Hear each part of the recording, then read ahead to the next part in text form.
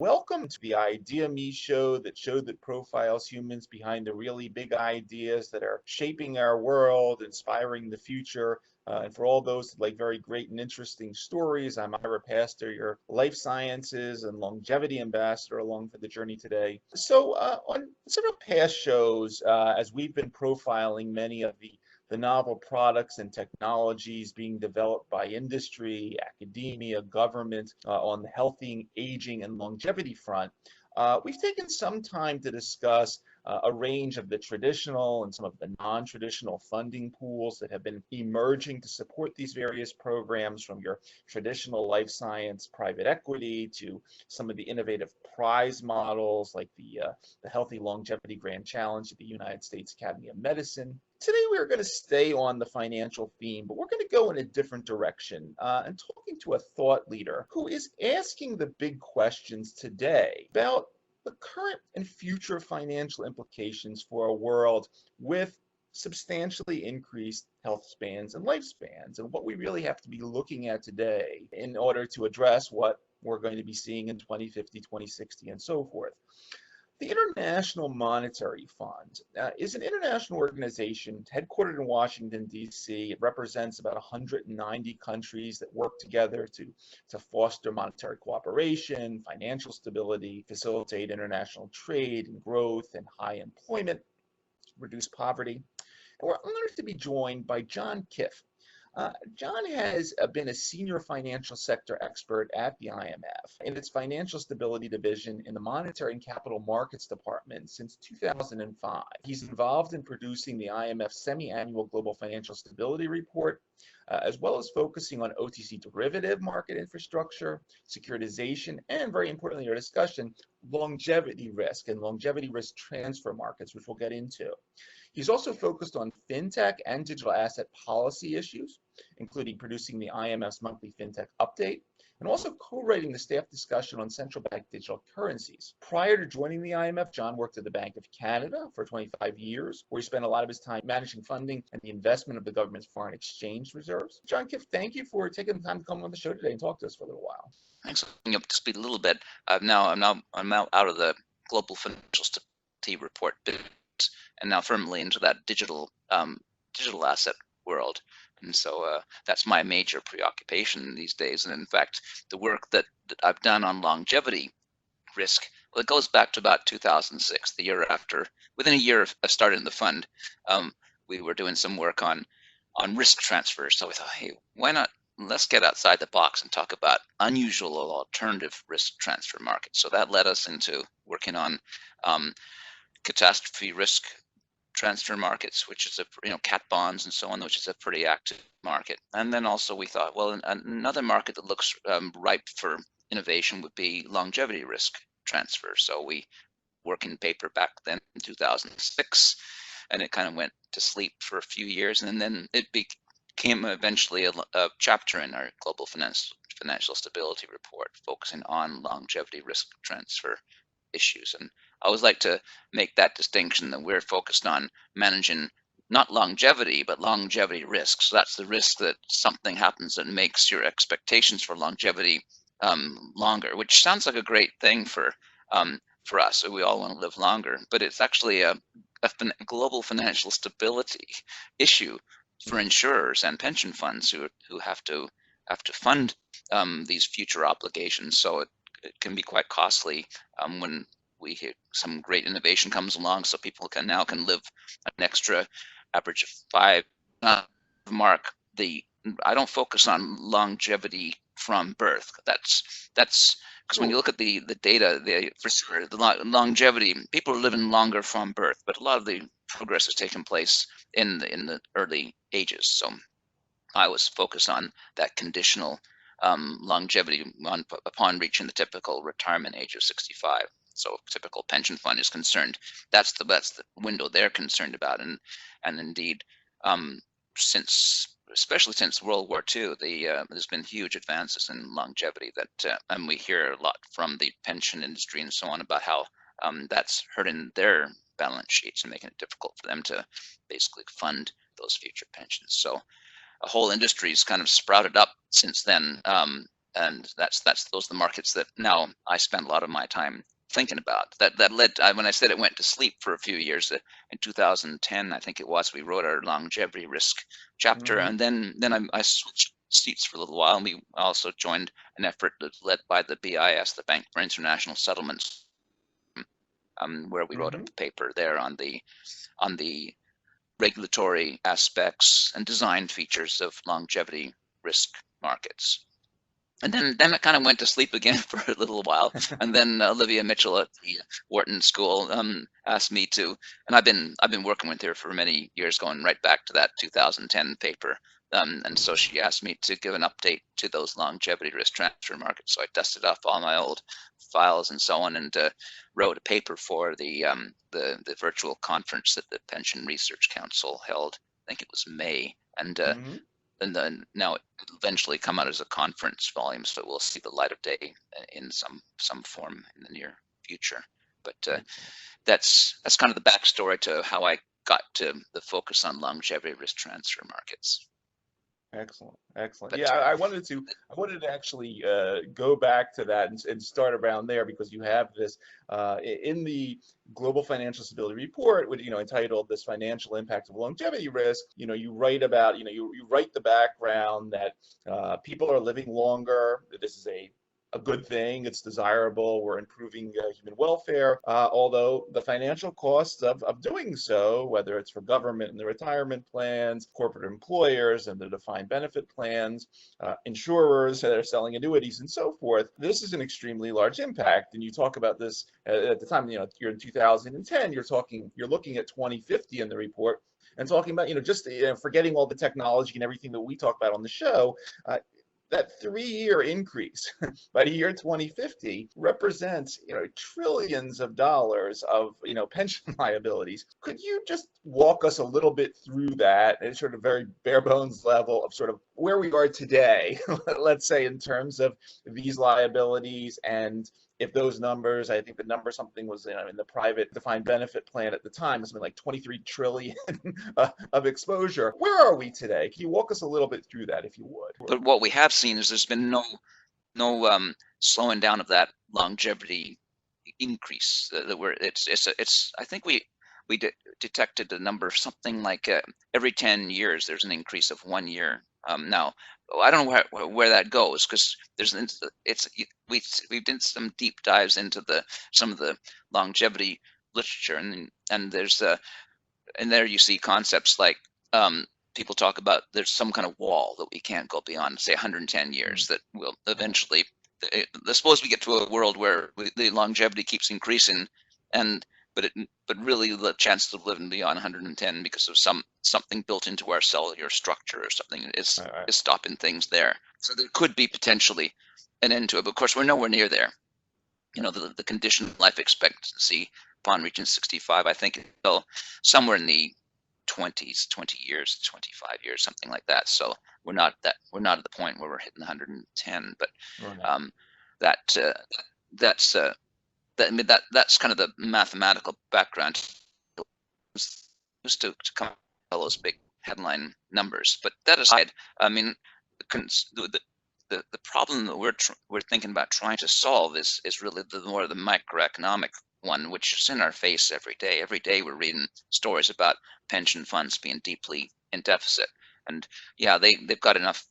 They've got the open defined benefit plans still have enough members contributing that they can roll it basically into payments to people. But at some point, the projections, and given current asset and liability numbers, they will run out. I mean, the Social Security Fund in the U.S. itself is projected to run out of money very shortly too. So it's technically, from an actuarial point of view, bankrupt. So that's a concern. So especially in it started really in the UK. Pension funds started getting very concerned about this. So they thought, well, is managing longevity risk what I'm all about? Suppose I'm British Rail or I'm a telecom company or something like that. I'd rather focus my energies and resources on managing my business. I'm not an expert in longevity risk. It's just not part of my business model. So this industry sprouted up whereby insurance companies were basically buying those assets, or I guess in fact the pension fund was selling their pension fund to an insurance company, who's then became responsible for paying for those obligations. And there's different flavors of that risk transfer market, but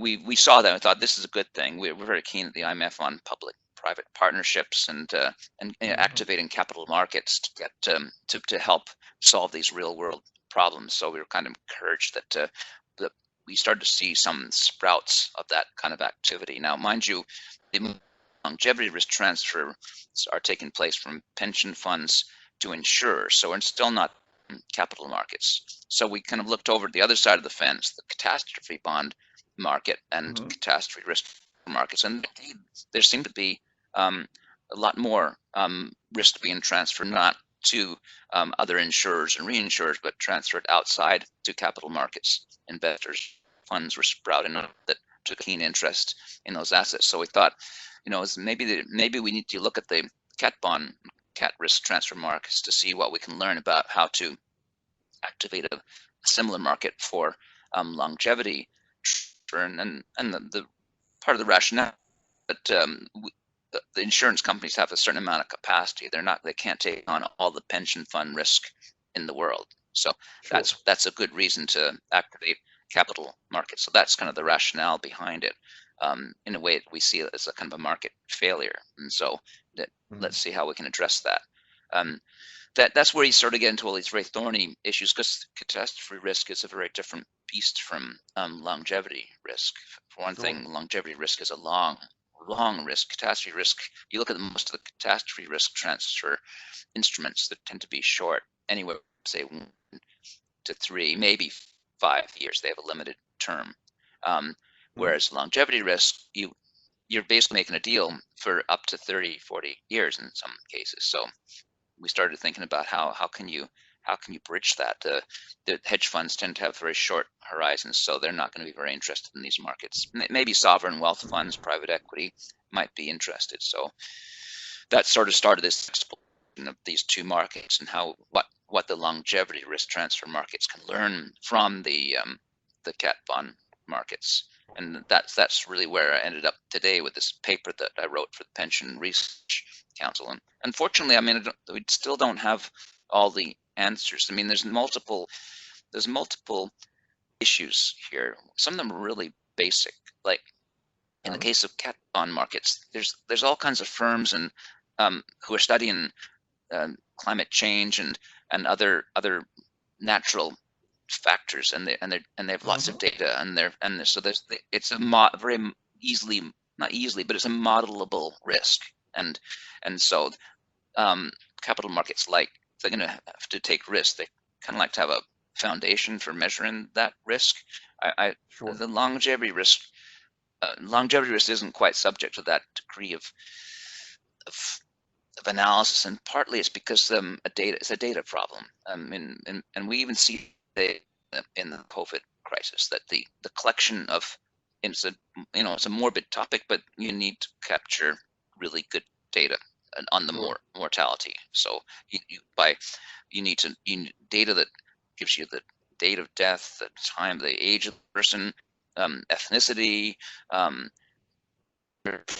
pre-existing factors. You need all of that in order to model it properly. And that just doesn't exist. Back in around 2010, when we were writing these papers and chapters, there were a whole bunch of different companies sprouting up that were trying to do this. JP Morgan had an operation called Life Metrics, and I think Goldman and Credit Suisse all had, they were really keen on these markets, so they're building all these different models for analyzing longevity risk. But the core problem is the mortality data is usually picked up at the source by some kind of government entity. So back in 2010 or so, one of our prescriptions was that if governments were keen on activating these markets, they need to gather better data and more granular data. And now 10 years later, I don't really see much improvement there, and a lot of these firms that started up to analyze data have folded. I think there's only one that still exists. It's called Club Vita, and they actually effectively came out of the JP Morgan effort. JP Morgan basically sold its life metrics operation to Club Vita, who at that time was running an operation that published all these longevity curves and so on to try to help the market. And they still exist, but they've become more of a closed analytic shop.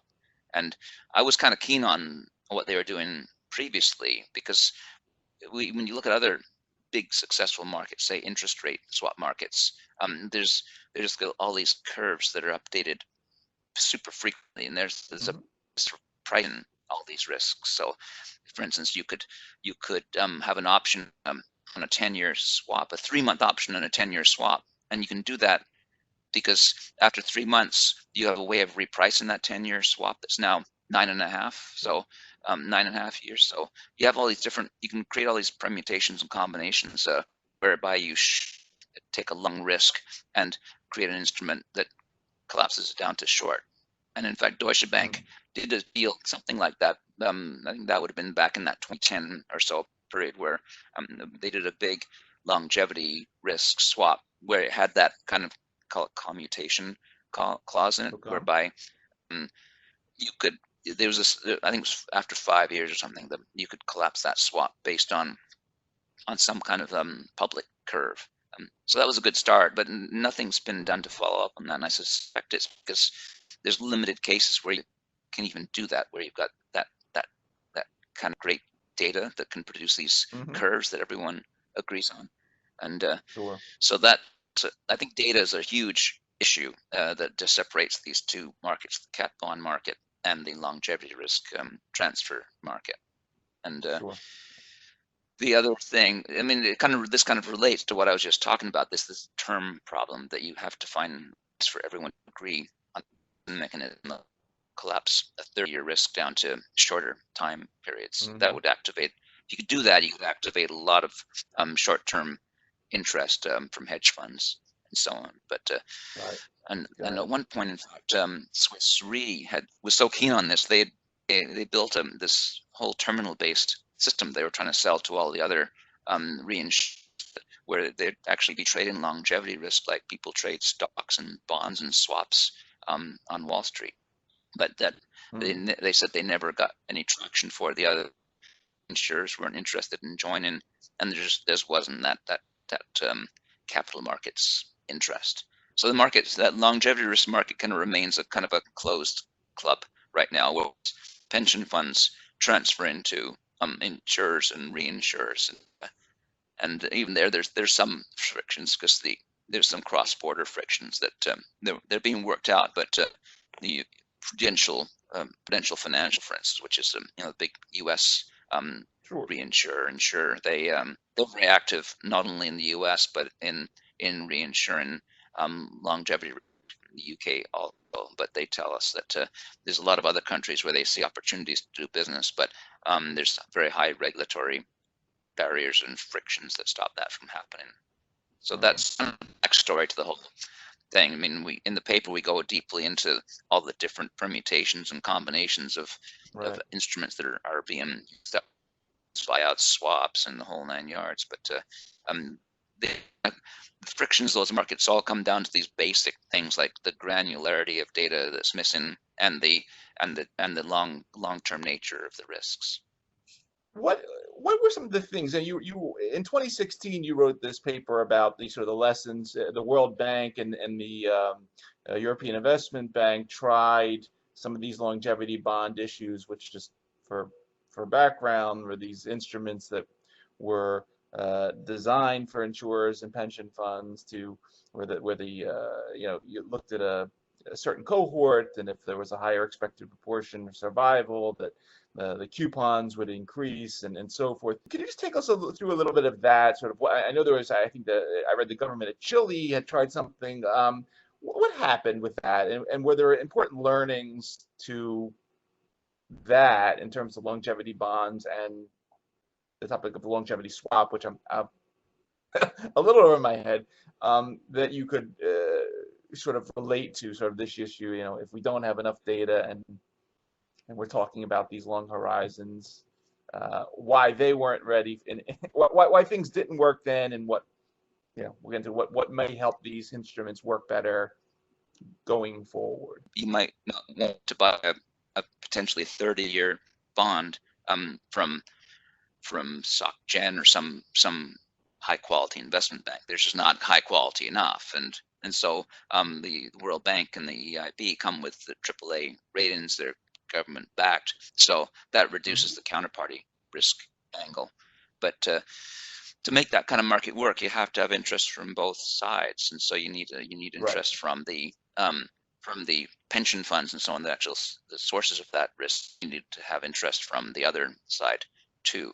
And I think my impression is that both of those probably failed more on the sort of supply side, that they couldn't build a compelling enough story for pension funds in those countries to use this instrument. In the case of EIB one, that was based on a population of English and Welsh people, and I think there was a problem with what they call basis risk there. So if you're a pension fund or an insurer that wants to lay off some risk, especially if you're an insurer where you're faced with all kinds of regulatory charges and so on, if you have open exposure. So if you have an instrument that doesn't quite match the population that you're effectively insuring through this product, you may not get the kind of capital charge relief that you're looking for. So I suspect in the EIB one, that was possibly the biggest part of that story, that there was not a compelling case for the sources of that risk. They're using these generic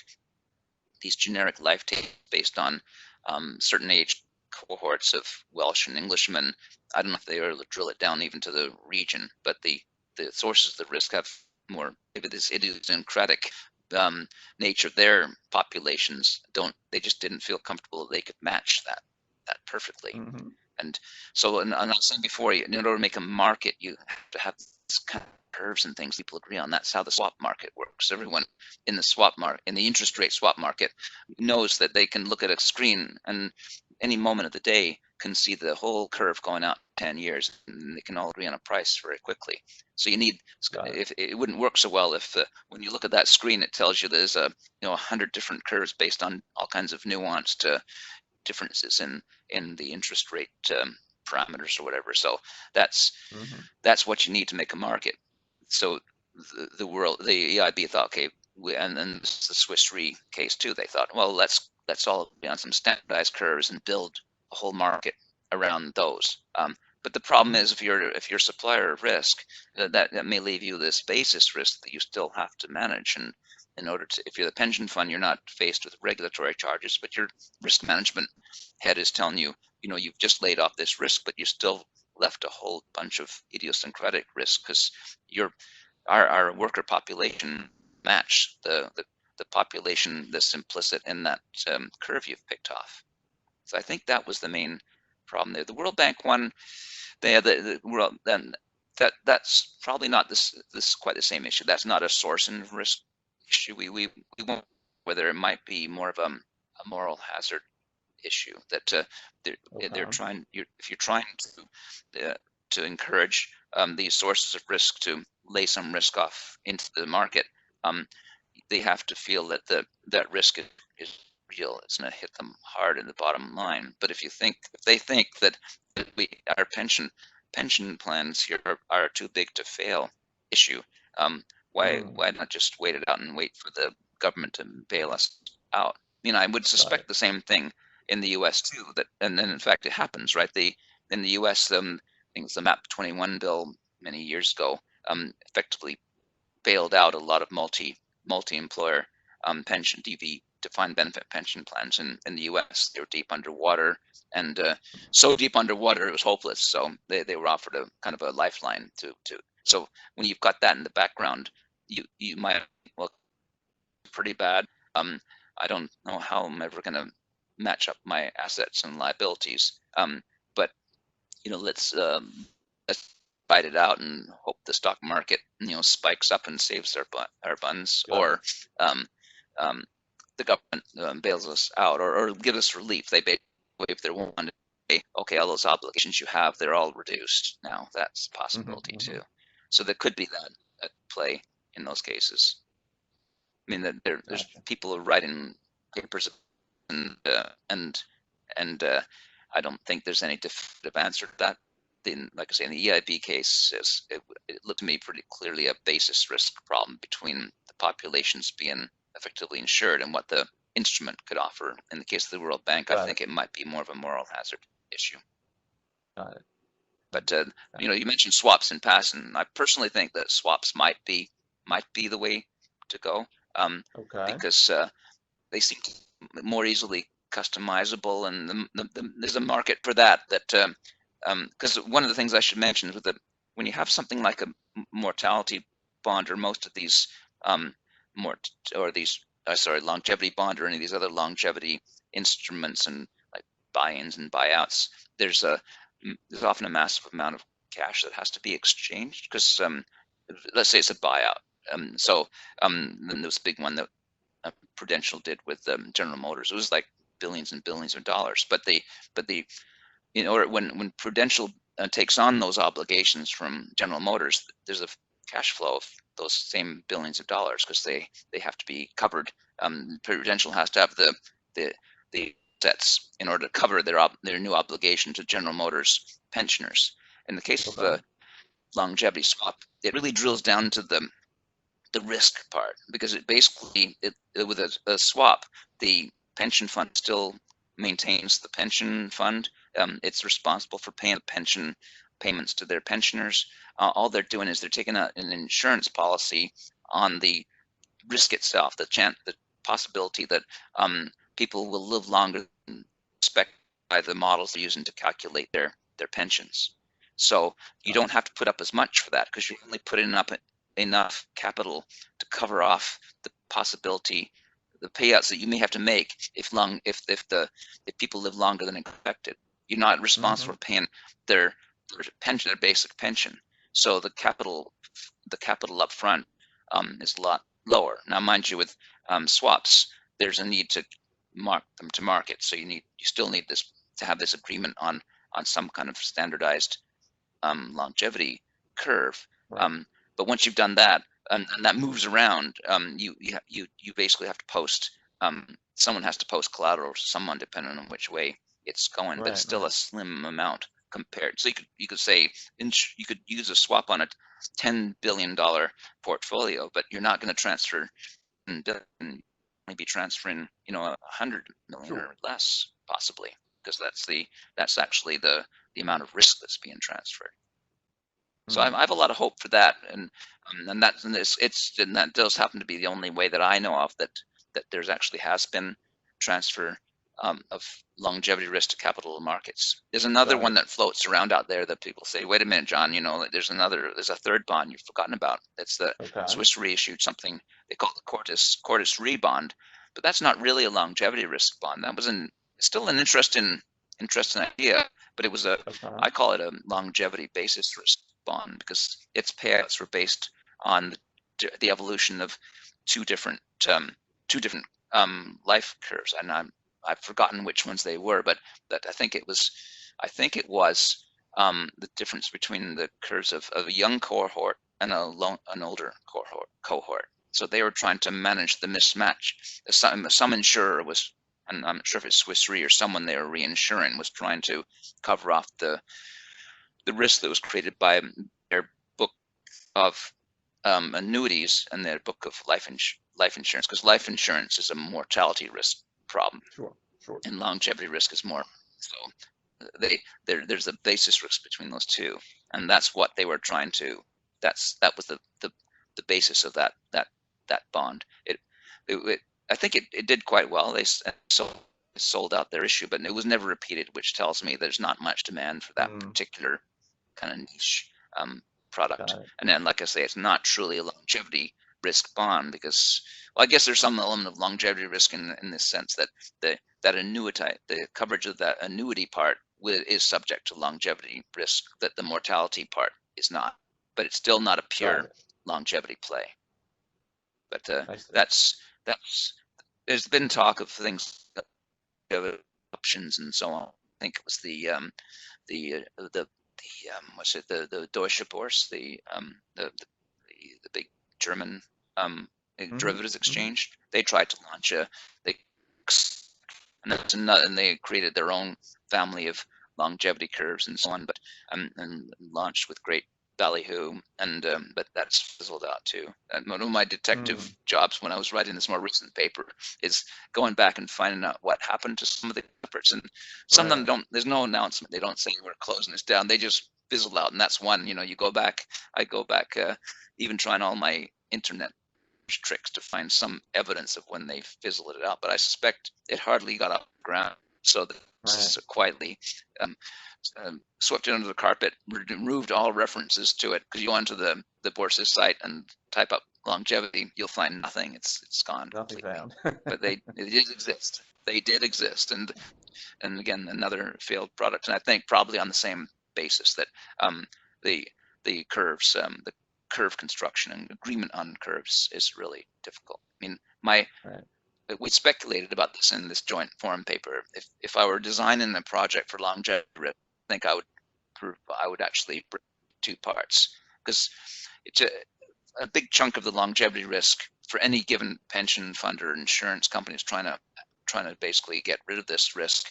There's going to be 2 parts to it. There's kind of a core part that affects everybody. So there's things like some great innovation in gene therapy or something. They find some way to stretch the telomere so that people can all live longer. That's going to affect everybody.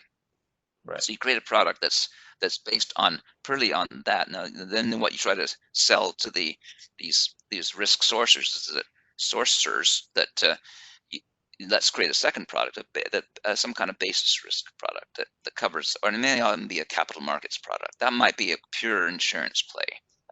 Because that's kind of right up the insurance company's alley. So they would provide the kind of the basis and idiosyncratic longevity risk coverage, but most of it, the big chunk of it, would be covered off by some kind of standardized contract.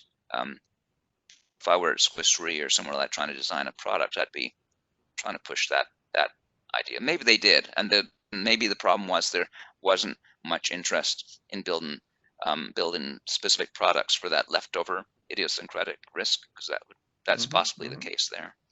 So it was like, pursue this further, and I'm on this topic. I think I'll be talking to some of these insurers and reinsurers to see, if they've tried anything like that, and if so, why not? Why did it not work? You just mentioned the telomere gene therapy, which is actually something we talked about on the show in the past, and it got me thinking. We've done a lot of shows on sort of the biotechnology of longevity, and the one thing that always comes back to anyone involved in this area is ultimately, if you have that, ultimately you can do 2 things. You can wait and see if this population of people here does live 50 or longer with that gene therapy than these other people, or you have to come up with some type of interesting biomarker. And there's all sorts of different sort of longevity clocks based on different components of the genome and the epigenome and so forth. And once again, thinking back to your recent talk at the Wharton conference, but also, you said a theme that you repeated quite a bit in terms of the granularity of this longevity data. I know you're focusing on a lot of things at the IMF, but are you seeing any interesting tools, let's say, sort of in terms of some of these methods for measuring biologic age in humans that may help with sort of clearing up that data or shining more light on it in some of your research? Most of my day job is concerned with digital currencies, but that's something I want to circle back on too, because when I was doing this work intensively back in 2010 or so, we were talking to companies that were purporting to do this kind of work. They were financial consultants, but they had an awful lot of scientists, like biological longevity focused scientists, that were working on not just the data, but they're studying all the research. So on, like if I were a trader in longevity risk, and we had this market that I out where we have all these,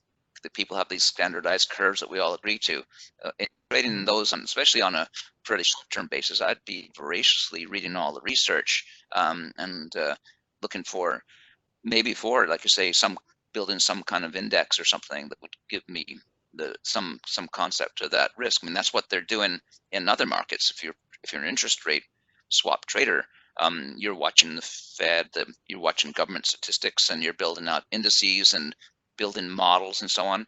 But in the case of the interest rate swap market, you've got huge amounts of data for coming out of the Fed and the Department of Labor and statistics departments and so on. That's all missing in the longevity risk market. That's why I keep coming back to this granularity issue. Yep. That's a long problem to solve in some way. Like the very basic long granularity problem is really just getting data on what's happening right now. So in the course of, and if I were a COVID researcher, all I'd be looking for is really great data that's not just the mortality number, who died and when. I want to know about all the pre-existing conditions and other factors. That's what I would need to get started. Then I'd have another effort reading voraciously all these research papers to look for signals there about what might be coming down the pipeline. There's probably not much of an incentive to do if you don't have the first one in place. It's kind of a chicken and egg problem in a way. You're not going to set up a whole research unit focusing on the scientific research until you have a good place to start from, which you don't have until governments start to collecting and disseminating on a very timely basis this granular data. And that timeliness is important too, because as a trader, you don't want to wait till a year from now to know what's happening now. So that's kind of useless information. You're trading today and you want to have the most up-to-date data. Sure, you acknowledge that, like it does with economic statistics, you get revisions and so on. But if I'm an interest rate swap trader, I want to know about June's unemployment data the first week in July. I don't want to know about it in December sometime. So there's a number of chicken and egg problems here, and it's kind of I was a bit sad to see that after 10 years, no, changed, and in fact, in many cases, things have gone backwards. That we're made no progress on getting more timely and data, and those that were trying to do that have all folded up. But you know what? I don't need to talk to the people at Club Vita at some point, I think, because I don't know, something quite interesting there, and I'd like to follow up with some of the firms to 2010 that were started to do some of this more fundamental research analysis. Sure. Well, hopefully more people will dust off some of these papers and try again, because it's the future's coming. Let's put it that way. So it's going to have to be part of the backstory.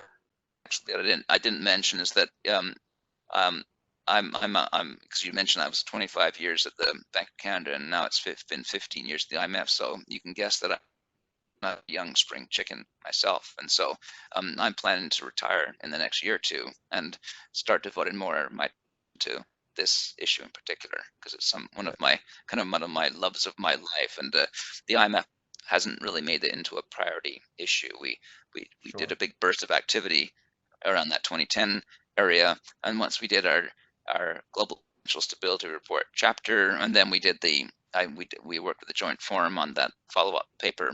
It's like let's move on to another topic, and there's always priorities. For instance, right now, almost anything we do at the fund right now has been dropped about COVID response, and that's an issue too, that we have to be the resources where our member countries need it the most. And right now, longevity is not the most.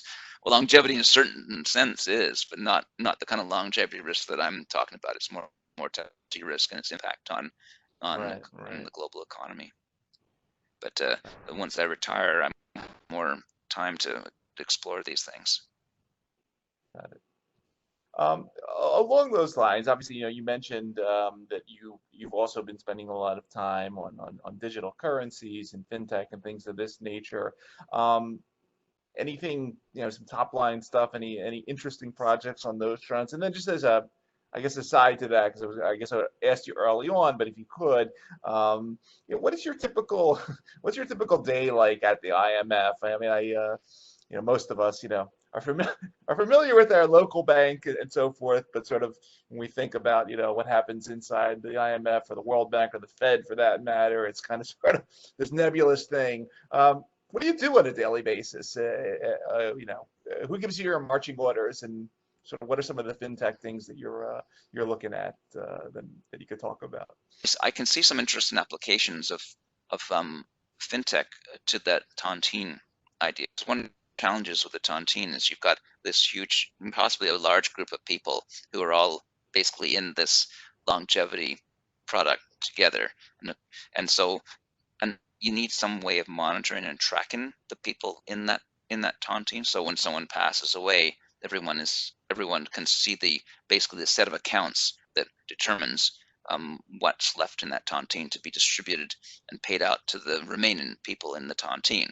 Because eventually, ultimately, is one person. There's a last man standing, and they get all the dough at the end of it. But you need some way of tracking that in real time in a shared way. So one way is to assign some insurance company or whatever to do that tracking for you. And of course, there might be some trust issues there, in that you've got to find an insurance company that will manage this thing for you until this thing winds down completely. So you may have heard of blockchain technology in the fintech sphere. So then blockchain or distributed ledger technology gives you a way of basically running that set of accounts with basically distributed management of that. There's no central manager of those accounts. It's distributed amongst all the members, so everyone sees everything in real time as it.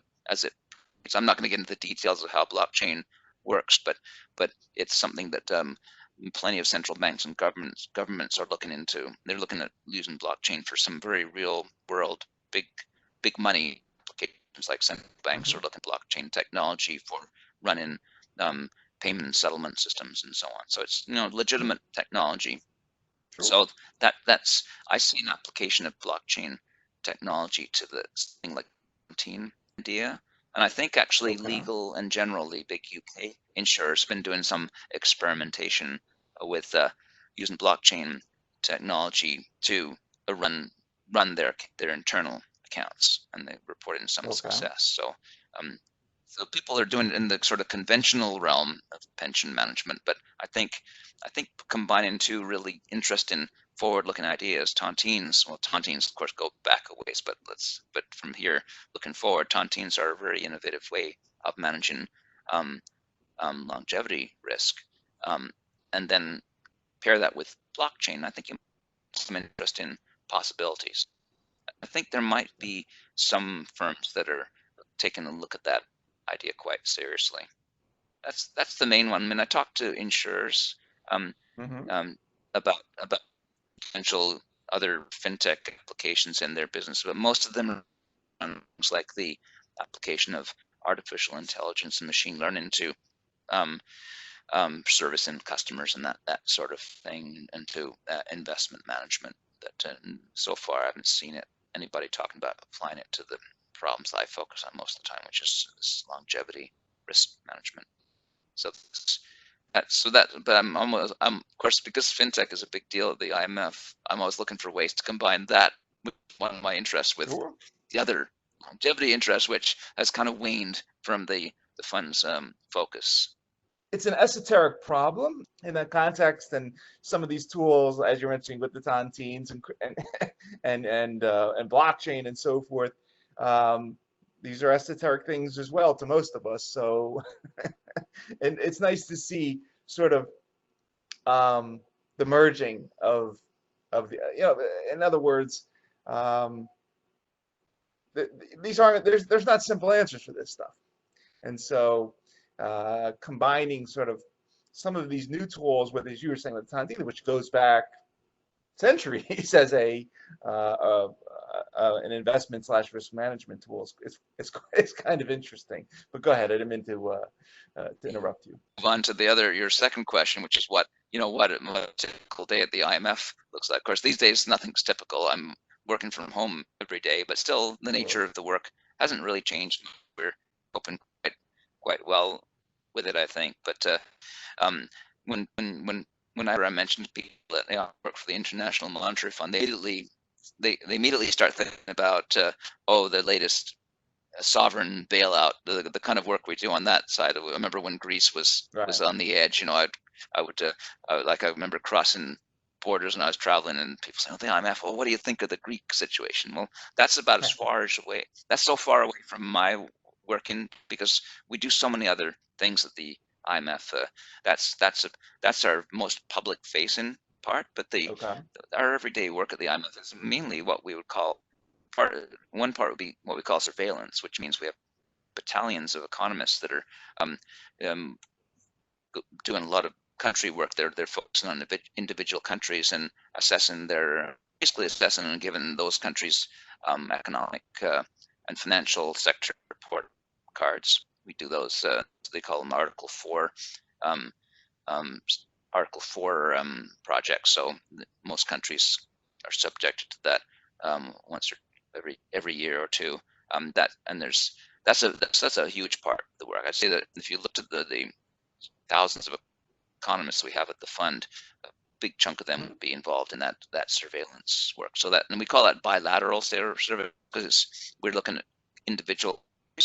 The other part of the surveillance, which is where I've been mostly involved, is we call it multilateral surveillance. So I kind of put on blinkers about which country I'm thinking about in most of my work.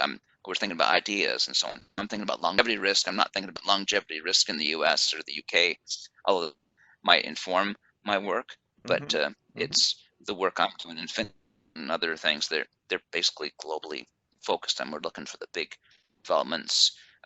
So the first step is basically keep our radar screen open, so we're capturing all the activity that's taking place out there, and then taking that and determining whether there's any kind of recommendations that we can give with regards to policies. So in the fintech world, we're very actively involved in different multilateral groups, the G20 and so on, in developing policy response to different.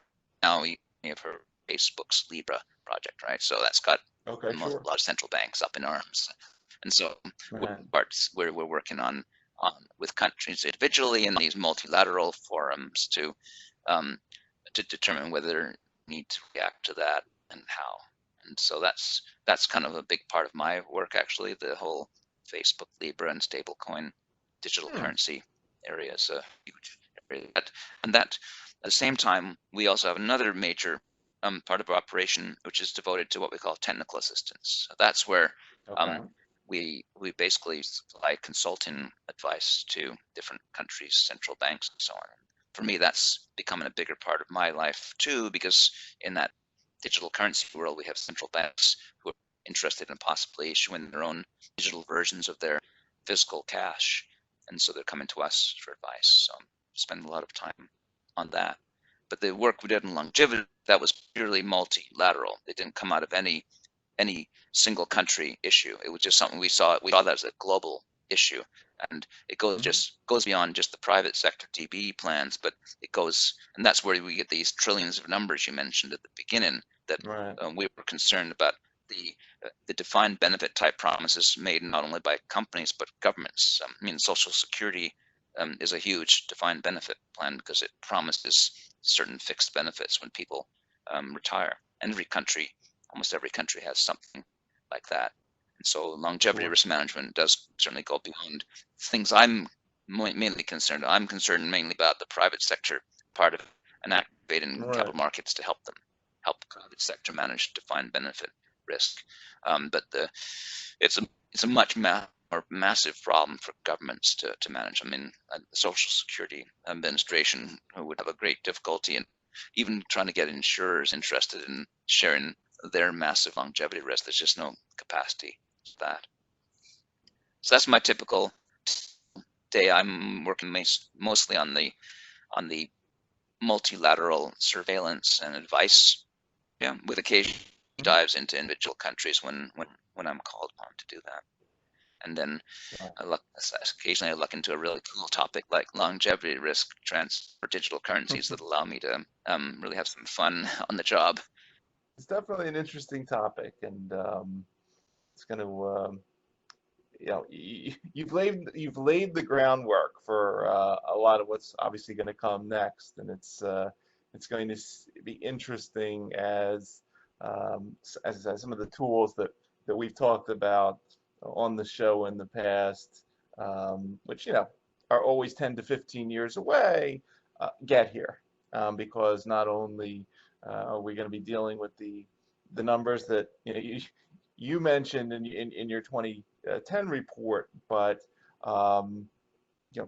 if some of these technologies do take us through that wall that you mentioned earlier, in terms of sort of the natural limitations on health and lifespan, then what happens? Because it's not all about we're not everybody that's 90 is instantly going to be 40, and although people like to think that, it's going to happen a lot slower, but nonetheless, it's coming, and it's going to be a very fascinating future world too, and we're going to have thought leaders like you that are going to have to come up with solutions to these really changing times and dynamics. So really interesting stuff, I have to say. John, for anybody that's going to be listening to this show on our podcast, watching on the YouTube channel, you've all been listening to John Kiff, Senior Financial Sector Expert at the International Monetary Fund, doing really important research, deep dives into longevity risk, into fintech, digital assets, the integration of all of the above. John, thank you for taking the time to come on the show today and talk about some of these topics with us. A lot of it goes over my head, but nonetheless, truly fascinating set of work, and wishing you the best in continuing your work at the IMF, but afterwards continuing this sort of passion of yours on longevity risk management. It's such an important and timely topic. Thanks, Ira. It was a great pleasure for me to share my ideas with you. It's something that I don't spend all my days. It's just a great pleasure to get my creative juices flowing around that topic again. Thanks a lot.